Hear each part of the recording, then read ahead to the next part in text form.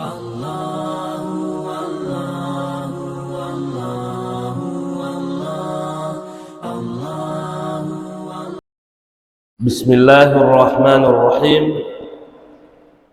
Assalamualaikum warahmatullahi wabarakatuh.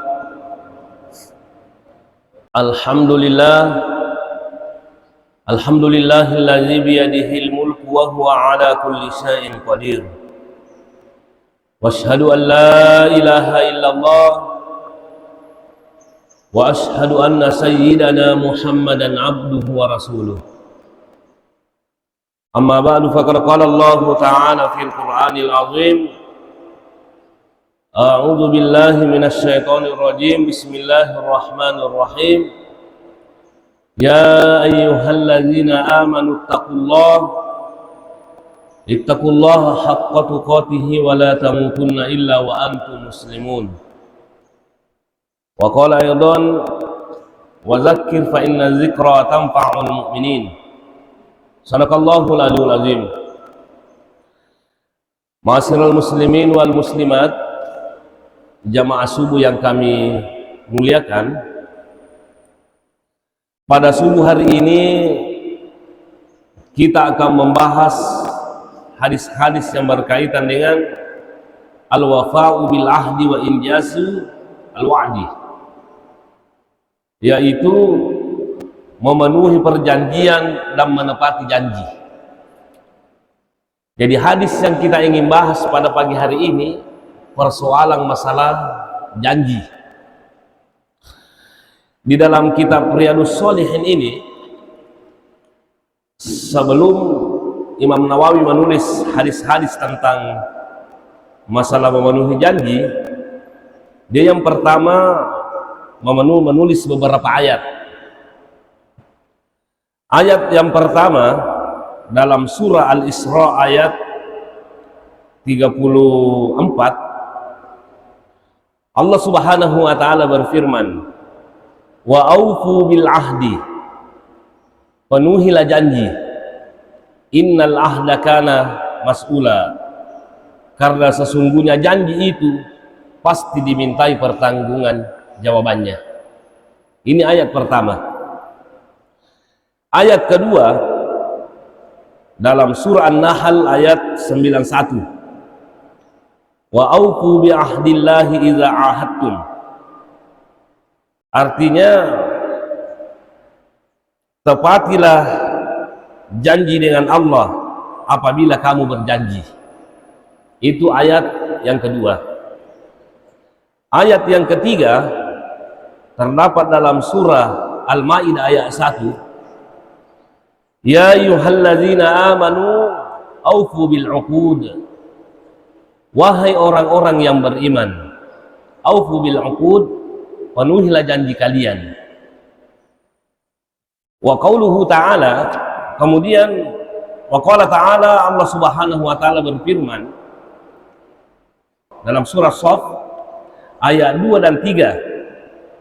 Allah Subhanahu wa ta'ala berfirman, ya ayyuhalladzina amanu, wahai orang-orang yang beriman, lima taquluna ma la taf'alun, kenapa anda berkata ma la taf'alun, apa-apa yang kamu tidak lakukan. Kabura maqtan indallahi an taqulu ma la taf'alun, Allah sangat murka kepada orang-orang yang pandai berbicara tapi dia tidak melakukan apa yang telah dia bicarakan. Ini ayat ini. Kemudian saya baca juga hadisnya, baru kita sarah sekaligus. Wa an Abi Hurairah radhiyallahu anhu. Nah, ini sudah mulai masuk hadisnya dari Abu Hurairah yang diridhoi Allah. Anna Rasulullah sallallahu alaihi wasallam qala, sesungguhnya Rasulullah sallallahu alaihi wasallam bersabda, ayatul munafiqi salasun, tanda-tandanya orang-orang munafik, ciri-cirinya orang-orang munafik, idza haddatsa kadzaba, apabila dia berbicara dia berdusta, Pak Beleang. Kemudian wa idza wa'ada akhlafa, Kalau dia berjanji, dia mengkhianati janjinya. Wa idza tumina khana, apabila dia diberi kepercayaan, diberi amanah, dia berkhianat. Muttafaqun alaih. Hadis ini diriwayatkan oleh Bukhari Muslim. Zada fi riwayati Muslim, dan ada tambahannya dalam riwayat Muslim. Wa in shoma wa shalla wa za'ama annahu muslim. Walaupun katanya dia berpuasa, dia sholat, dan dia menganggap dirinya orang beriman, kalau dia memiliki sifat ini, kumak bicara pak belengi, kumak janciwi, nah dia apa boleh jancina, diberikan amanah dia berkhianat, maka dia termasuk orang-orang yang munafik. Nah ini hadis yang pertama. Saya akan bahas semua hadisnya, baru kita jelaskan semua di. Ada 3 hadis di sini. Wa an Abdullah bin Amr bin al-As, dari Abdullah bin Amr bin As radhiyallahu anhuma, yang diridhai Allah atas keduanya. Anna Rasulullah sallallahu alaihi wasallam qala, sesungguhnya Rasulullah sallallahu alaihi wasallam bersabda, arba'un man kunna fihi kana munafiqan khalisan. Ada 4 perkara engka apa agaga nigi tu mapunai we apa dia munafik tuleng, aslina munafik. Mana itu? Yang pertama, wa man kanat fihi khaslatun minhunna, wa man kanat fihi khaslatun minhunna kanat fihi khaslatun minan nifaqi hatta yad'aha. Wa man kana fihi, barang siapa ada di dalamnya satu, nareku angka si dinasa tapunai, maka Anda memiliki satu tabiat orang-orang munafik, hingga Anda tinggalkan sifat itu. Mana yang dimaksud itu? Idza tumina khana, apabila diberi amanah, apabila dia diberi kepercayaan, maka dia mengkhianati kepercayaan orang. Wa idza haddatsa kadzaba, apabila dia berbicara, dia berdusta. Wa idza ahada ghadara, apabila dia berjanji, dia mengkhianati janjinya. Berjanji, dia membatalkan janjinya sendiri, dia mengurangi janjinya dan lain sebagainya. Itu adalah ciri-ciri orang munafik. Wa idza khasama fajara, apabila dia bertengkar, mapangiwangi, mapasilolongangi, makalasi, dia namanya kalah, tidak mau mengakui kebenaran. Nah, selalu dia curang, maka dia termasuk orang-orang yang munafik. Nah, hadis yang terakhir, wa an Jabir radhiyallahu anhu qala, dari Jabir yang diridhai Allah, qala, dia berkata, qala li Rasulullah sallallahu alaihi wasallam, Rasulullah sallallahu alaihi wasallam berkata kepada saya, lau qad jaa amalul bahraini a'taituka kaza wa hakaza wa hakaza. Seandainya harta dari Bahrain datang, a'taituka kaza hakaza wa hakaza, saya akan memberimu seperti ini. Falam yaji malul Bahraini hatta kubidar Nabi sallallahu alaihi wasallam. Jadi harta dari Bahrain itu tidak datang sampai Rasulullah sallallahu alaihi wasallam wafat. Jadi mati ni Nabi tadi pigaga polero waramparangi pole Bahrain. Falamma jaa amalul Bahraini amara Abu Bakar radhiyallahu anhu. Ketika harta dari Bahrain itu tiba, pada waktu itu Abu Bakar yang menjadi khalifah. Kamati Nabi ta, jadi Abu Bakar yang menjadi khalifah pada waktu itu. Sewaktu Abu Bakar menjadi khalifah, apa kata Abu Bakar? Panada, dia berkata, man kana lahu inda Rasulillah sallallahu alaihi wasallam idatun aw dainun falyatina. Barang siapa yang pernah dijanji oleh Rasulullah sallallahu alaihi wasallam atau ada utangnya, falyatina, hendaklah dia datang kepada kami. Betul kong ketopurana janji Nabi ta tong kenran Nabi ta, datang kepada saya, kita selesaikan utangmu. Kemudian Fataituhu, Abu Bakar itu siapa namanya? Jabir datang kepada Rasulullah sallallahu alaihi wasallam. Wa qultu lahu, dan berkata kepada Abu Bakar, innan Nabiy sallallahu alaihi wasallam qala li kaza wa kaza. Sesungguhnya Nabi Muhammad sallallahu alaihi wasallam pernah berkata kepada saya begini dan begini. Batonan ka jancina nasa Nabi takuya. Makona secara nah. Mako jancina. Kemudian fahasali hasyatun. Maka itu siapa namanya Abu Bakar mencidu napakui liman na kurwaran perangero. Itu harta itu. Fa'adattuha faiza hiya khamsumi'ah. Setelah saya diberikan, saya hitung, ternyata ada 500 jumlahnya. Faqala li, kemudian Abu Bakar berkata kepada saya, uz mislaiha muttafaqun alaih. Ambillah 2 kalinya lagi. Apa kata lu janji tuh? Ambillah 2 kali lagi, seperti itu yang tadi kau hitung. Nah, hadirin yang kami muliakan, ayat dan hadis ini berbicara masalah janji. Sekarang ini banyak orang terlalu banyak janjinya, tapi digagan apa boleh. Saya tidak mau menuduh siapa-siapa, tapi tapares segar realita. Itu gagaga janji cipta. Kalau Anda punya janji dan tidak memenuhi janji tak, dia tawaja inrata apakah janji kepada orang dan lain sebagainya, maka Anda bisa saja mempunyai sifat orang-orang munafik. Hadirin yang kami muliakan, janji itu bermacam-macam. Ada janji kepada Allah Subhanahu wa Ta'ala.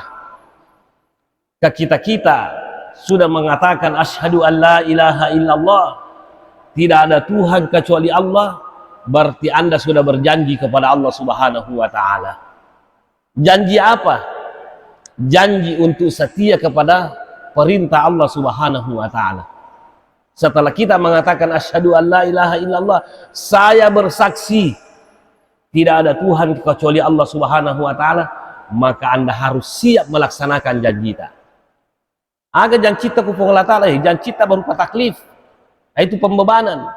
Nasuruh ki Allah Ta'ala mas sempajang, nasuruh ki Allah Ta'ala ma puasa, nasuruh ki Allah Ta'ala ma pasusakka, nasuruh ki Allah Ta'ala menre haji, nasuruh ki Allah Ta'ala pakanjaki sifata. Ini janji kepada Allah. Makanya wajib kita taati janji kita kepada Allah Subhanahu wa Ta'ala. Kenapa? Karena tadi di ayat surah Al-Isra ayat 34, wa aufu bil ahdi innal ahda kana mas'ula. Penuhilah janjimu, laksanakan janjimu. Kenapa? Karena sesungguhnya janji itu dimintai pertanggungjawabannya nanti di akhirat. Nah, hadirin yang kami muliakan, kita sebagai orang-orang yang beriman, seharusnya kita harus menepati janji.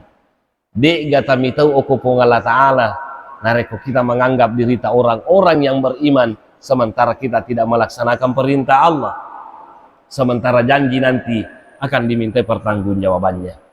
Nah, janji dari Allah Ta'ala. Kemudian yang kedua, janji kepada diri sendiri.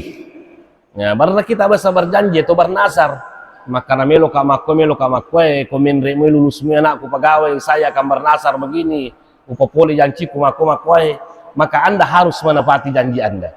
Anda wajib itu membayar nasar Anda. Karena Allah Subhanahu wa Ta'ala berfirman dalam surah Al-Hajj ayat 29, wal yufu nuzurahum, hendaklah mereka menunaikan nazarnya. Jadi saya ingin mengingatkan kepada kita semuanya, ya kuat dingin bu paja tamagalala dan matinja. Karena itu tinja isi tongat-tonganna nasi saimi. Batuanna namode tamatinja komeno ipung ngalatala pajaji tu jama-jamangi jadi to. Namo matinja ki kode namelo pung ngalatala pajaji wideto. Nah, jadi makanya kalau kita sudah bernasar, wajib Anda membayar nasarta. Tinjata. Tapi juga perlu kita ingat bahwa tidak semua nasar itu wajib kita tunaikan. Yang bisa dijadikan nasar hal-hal yang mubah atau hal-hal yang sunnah. Pada umpamanya, makada narikko lulus si anakku umpamanya P3K, maka saya berpuasa Senin Kamis di bulan 3 ini. Selama bulan 3 ini Senin Kamis mapuasa sunnah leka, maka itu adalah suatu nazar wajib, sunat menjadi wajib. Manusia kita boleh tapi kau. Nah, yang sunnah bisa dinasarkan menjadi wajib nih. Yang wajib itu tidak bisa kita nasarkan. Dia nawat diyatinjakan itu wajib. Kayak karena contohnya, dia nawat dikimakada ya ku lulus si anakku P3K matinja ka mapuasa korang malangi. Oh tidak bisa, nasabana boleh matinja madosa toki boleh tu ikut tepi kau i. Nah, tidak boleh itu, tidak boleh. Karena namo dia tamat tinja tetap wajib. Dia itu nawat dia tinjakan anu harangi. Maka dah ya ku lulus si anakku P3K melo kamoli paletong macan doleng-doleng. Saya mau undang lektong yang seksi. Itu juga tidak boleh, karena kenapa? Dilarang pemerintah, dilarang juga oleh Allah Subhanahu wa Ta'ala. Jadi intinya, kalau kita punya janji kepada diri kita sendiri, wajib kita tunaikan. Apalagi kalau rumah deci, kalau rumah kanja, itu madosa juga boleh tapi kau. Kemudian selanjutnya janji kepada sesama manusia. Nah, ini yang sering. Maka ada koyamu matu menre upa kanja gimana nih? Maka itu wajib Anda tunaikan. Wajib Anda tunaikan. Nah, karena koya matu nasal makwahe walekum makwahe. Setelah Anda terpilih wajib Anda lakukan. Madosa kikode. Karena itu hadirin yang kami muliakan, perlu sekali Bapak kita menepati janji itu. Karena kenapa? Karena ternyata menepati janji itu na perintah pun Allah Ta'ala. Kenapa Rasulullah Sallallahu Alaihi Wasallam memerintahkan kita untuk memenuhi janji? Kenapa Allah Subhanahu Wa Ta'ala berpesan di dalam Al-Quran, Innal ahda karena mas'ula, sesungguhnya janji pasti akan diminta pertanggungjawabannya. Karena ternyata Bapak memenuhi janji itu banyak sekali manfaatnya, banyak sekali faedahnya. Salah satu di antaranya manfaat menepati janji adalah hubungan sosial yang lebih baik. Betulnya ya kota tapapole dan cipta bagus hubungan sosial itu. Nah, percaya kita wih. Tapi kode tapapole dan cipta hubungan sosial kita menjadi tidak baik. Kemudian yang kedua, kenapa Allah memerintahkan kita untuk memenuhi janji? Karena memperbesar kepercayaan orang lain. Jadi kupura kima janji, penuhi janji kita. Kalau memang kita belum sempat atau tidak bisa, kasih tahu bahwa saya belum sempat. Ini tidak bisa karena ada persoalan. Kenapa? Karena ini persoalan masalah kepercayaan. Ya kodena na percaya kita buat apa lagi kita hidup? Lebih baik mati daripada orang tidak percaya. Mak bicara kita na percaya kita mak bicara nelele mita mak bicara bina tutu mana mitimu na tena pemicawa. Tidak ada lagi gunanya majami lalu makan lebih mati. Makanya setiap kita berjanji penuhi janji kita. Karena kenapa? Karena salah satu manfaatnya menepati janji adalah memperbesar kepercayaan orang lain. Jangan mudah berjanji, karena kalau Anda tidak memenuhi janji, kepercayaan orang lain pudar kepada Anda. Kemudian yang ketiga,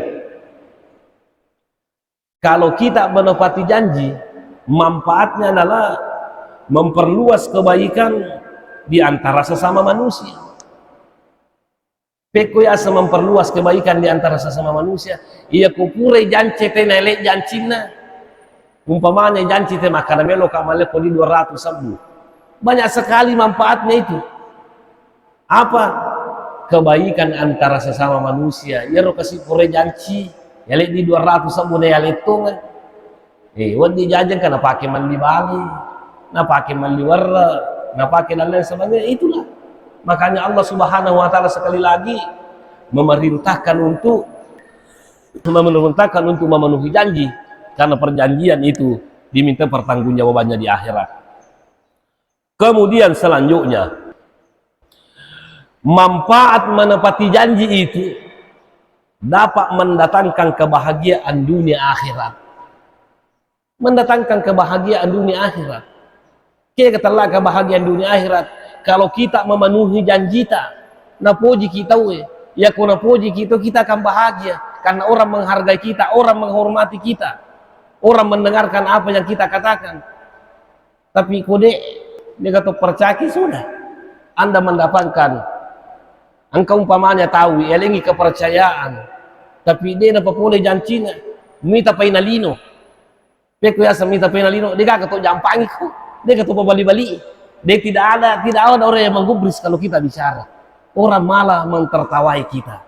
Makanya orang yang menepati janji itu mendatangkan kebahagiaan dunia akhirat. Di akhirat hadirin yang kami muliakan, Anda dimuliakan oleh Allah Subhanahu wa taala. Kenapa? Nasabah kita memenuhi janji. Itulah tadi manfaatnya. Allah mengatakan inna itu harfu taukid, menunjukkan pasti dimintai pertanggungjawabannya. Jadi kalau kita memenuhi janji, Allah akan memberikan imbalan yang luar biasa. Kenapa perlu kita memenuhi janji? Karena terlalu banyak manfaatnya. Salah satu daripada tadi banyak yang saya bacakan manfaatnya adalah al-imanu wat taqwa. Orang-orang yang karena menepati janji itu salah satu sifatnya orang-orang yang beriman. Makanya di sini di sarahnya hadis ini dia mengatakan bahwa al-akhlaqul fadilatu wasifatus silati bil imani. Artinya akhlak yang mulia itu punya hubungan kuat terhadap iman seseorang. Artinya orang-orang yang menepati janjinya itulah orang-orang yang beriman. Makanya hadirin yang kami muliakan, Andre Gurutta Imam Nawawi menulis tadi salah satu dua hadis di sini tentang orang-orang munafik. Salah satu di ciri-cirinya adalah tidak memenuhi janji. Makanya Bu Pak, kalau Anda merasa beriman dan bertakwa, penuhi janji Anda. Kenapa? Karena ternyata antara iman dengan akhlak yang baik itu punya hubungan yang kuat. Artinya ia kuma kanja itappa na tahu ia kuma janci pasti napa boleh jancinna, tapi kuma jai itappa na tahu orang munafik pasti dia tidak memenuhi janjinya. Dia terlalu banyak gombalannya, dia terlalu banyak kata-katanya, padahal dia tidak memenuhi janjinya. Maka boleh dikata bahwa bukan ciri-ciri orang yang beriman. Itu. Kemudian manfaatnya takwa lagi, mahabbatullahi. Kalau kita memenuhi janji, Allah Subhanahu wa taala cinta kepada kita.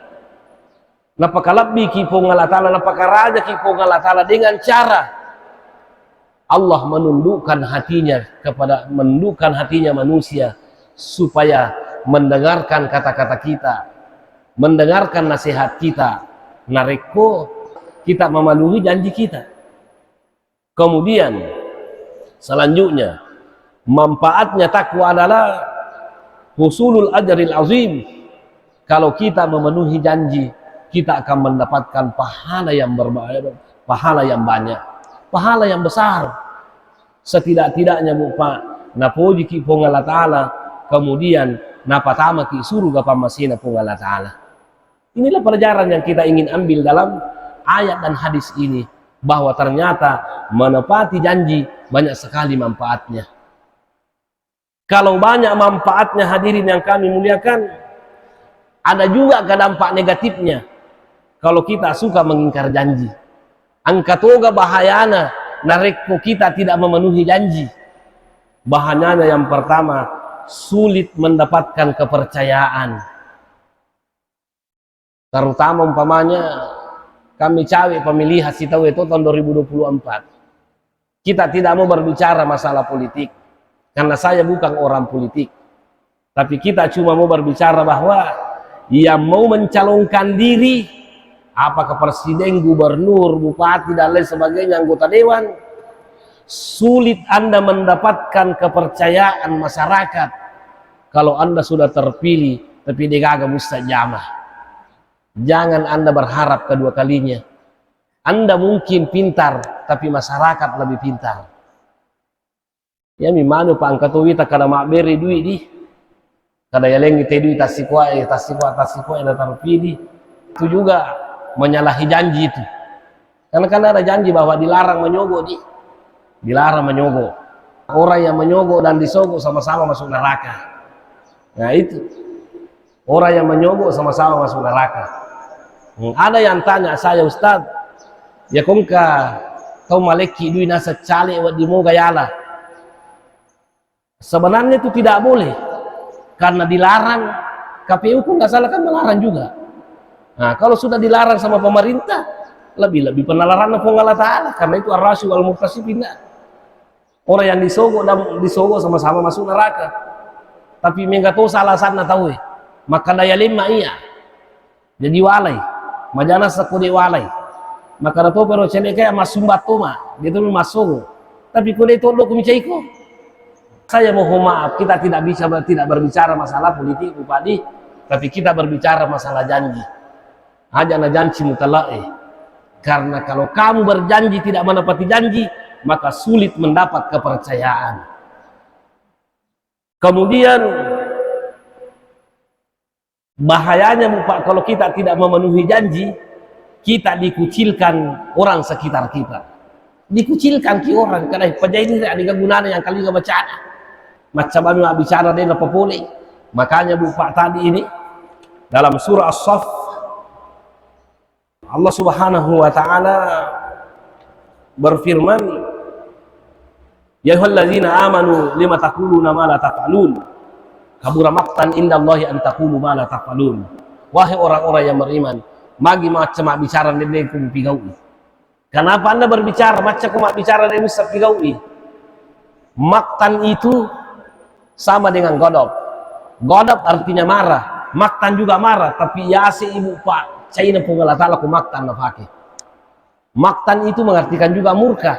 Godop juga kan marah, pada betul. Tapi kalau kalimat maktan yang dipakai, macam ilat dari. Macam ilat dari. Yang umpamanya makada level tinggi. Aku maktan macam ilat dah pengalatala minta tu macam bicara nanti, napi kau ya agak purna pau. Nah itu tadi macam janji, maka nama aku dia boleh. Allah sangat murka kepada Anda. Itu. Kemudian selanjutnya, orang yang tidak memenuhi janji, bahayanya adalah sulit mencapai kesuksesan. Sulit kita sukses. Kalau kita tidak dipercaya, kita mendaftar kepada suatu institusi karena kita mau menjadi apa namanya, tapi kita tidak mendapatkan kepercayaan, Pak Balyaki ini sengculita tahu kita akan sulit akan mencapai kesuksesan. Karena orang-orang yang mau sukses itu harus sesuai perkataannya dengan perbuatannya. Kalau dia orang munafik, sulit untuk mendapatkan kesuksesan. Kemudian selanjutnya, orang-orang yang tidak memenuhi janjinya tidak dapat diberi tanggung jawab. Tidak bisa diberi tanggung jawab. Yang kelima, tidak pernah mendapat kebahagiaan hidup bagi orang-orang yang tidak memenuhi janjinya. Yang keenam, dia termasuk digolongkan sebagai orang-orang yang munafik. Nah, ada yang bertanya, orang yang memiliki sifat ini, Pak Balyani, kumak bicarai, kemudian menyalahi janjinya, kemudian diberi amanah, dia tidak jujur, apakah ini masuk neraka? Apakah ini termasuk kafir? Di sini di dalam syarah hadis ini bahwa ternyata kalau orang memiliki sifat ini, detona yakini maka mak balewe boleh. Karena ada juga kan bohong dibolehkan. Bale apa salama wadig. Umpamanya yang ketemu lewunu, natita yerong ketemu makutana, maka ada tita yanu, maka ada witai. Anda berbohong karena ingin menyelamatkan orang itu. maka bohong seperti itu tidak jadi masalah. Berbohong seperti itu tidak jadi masalah karena menyelamatkan orang. Maballe mapatu nasa ungi wadingi. Karena itu hadirin yang kami muliakan, di sini sifat munafik perlu kita hindari. Kenapa sifat munafik perlu kita hindari? Karena dapat merusak orang, dapat merusak masyarakat, dapat merusak negara. Kita lihat contohnya lah yang ada di Palestina sana. Palestina itu sulit untuk merdeka. Kenapa? Karena terlalu banyak orang-orang munafik di sana. Siapa yang dimaksud dengan orang munafik, hadirin yang kami muliakan? Yang dimaksud dengan orang munafik adalah man yadmarul kufra wa yatazaharu bil Islam. Orang-orang munafik itu menyembunyikan kekafirannya dan menampakkan dirinya sebagai orang Islam. Napitannya kada tahu kanja, padahal ternyata ada niat busuk yang dimiliki. Itulah yang dinamakan orang-orang munafik. Apa yang menyebabkan kita biasa tidak memenuhi janji? Karena mungkin persoalan masalah makuran atau kuat atasi dia tahu sehingga dia tidak menggampangkan menyalahi janji. Mungkin karena faktor ekonomi, mungkin karena faktor ada hal-hal yang lain. Oleh karena itu, sebagai kesimpulan dalam pengajian kita ini, baik hadis maupun ayat tadi yang saya baca ini, intinya semua memerintahkan kita untuk memenuhi janji. Barang siapa yang tidak memenuhi janji, maka nanti di akhirat napakasiri kipong Allah Ta'ala masih ritoki okulino gara-gara kita tidak memenuhi janji. Kesimpulan yang kedua, ciri-cirinya orang munafik, orang tidak terlalu gampang berjanji tapi dia tidak memenuhi janjinya. Nah hadirin yang kami muliakan, sekira mudah-mudahan apa yang kita pelajari pada subuh hari ini bisa menjadikan nasihat buat pribadi saya sendiri, ya, termasuk kita semuanya. Bariwat dingi selamat kilino, selamat di akhirat insyaallah ta'ala. Nah hadirin yang kami muliakan, mari kita sama-sama berdoa. Mudah-mudahan Allah membimbing kita, Allah menuntun kita agar supaya kita dapat memenuhi janji dan Allah menjauhkan kita daripada sifat-sifat kemunafikan. Amin. Bismillahirrahmanirrahim. Alhamdulillah wassalatu wassalamu ala Rasulillah. Rabbana zalamna anfusana wa illam taghfir lana wa tarhamna lanakunanna minal khasirin. Rabbana ighfir lana wa li ikhwanina alladhina sabaquna bil iman wa la taj'al fi qulubina ghillan lil ladzina amanu rabbana innaka ra'ufur rahim. Allahumma inna nas'alukal huda wat tuqa wal afafa wal ghina. Allahumma inna nas'alukal huda wat tuqa wal afafa wal ghina. Allahumma inna nas'alukal huda wat tuqa wal afafa wal ghina. Rabbana atina fid dunya hasanah wa fil akhirati hasanah wa qina adzabannar. Subhana rabbika rabbil izzati amma yasifun wa salamun alal mursalin walhamdulillahi rabbil alamin. Al-Fatihah. Iyyaka na'budu wa iyyaka nasta'in ihdinas siratal mustaqim siratal ladzina an'amta 'alaihim. Amin. Sekian dan terima kasih. Wassalamualaikum warahmatullahi wabarakatuh.